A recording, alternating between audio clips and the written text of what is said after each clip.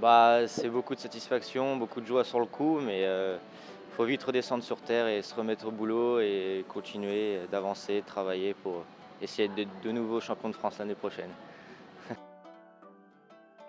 Je dirais peut-être premier, comme ça on applique vraiment ce qu'on a décidé de faire à la reconnaissance, tandis que si on en regarde beaucoup passer, on peut douter sur une certaine ligne et en passant premier, on n'a pas de doute, on fait ce qu'on a dit de faire et peut-être que je préférerais en premier, ouais.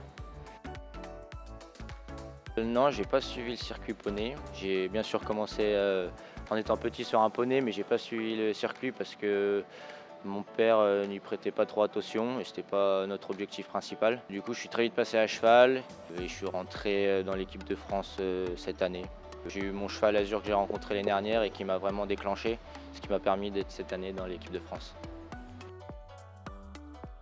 Super. Franchement, c'est une super expérience. L'esprit d'équipe et tout, c'est super sympa. En plus, on avait gagné à Hagen et la victoire, c'est vraiment super. Mon père l'a acheté quand il avait 6 mois et donc il était destiné au commerce comme pas mal de chevaux de l'écurie et personne n'en voulait trop au début parce qu'il est très grand, très sensible, très peureux.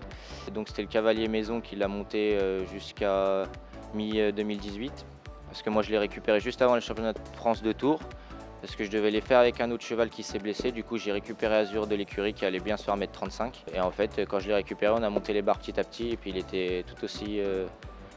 Enfin, il est pas démonstratif, mais il est toujours sans faute. Il donne toujours tout et voilà. C'est pour ça qu'on a mis du temps à voir qu'il était aussi bon.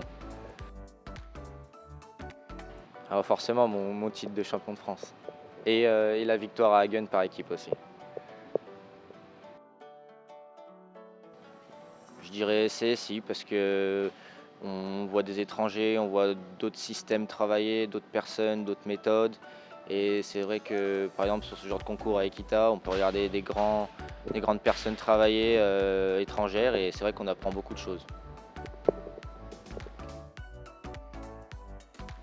Justin, je dirais Calgary.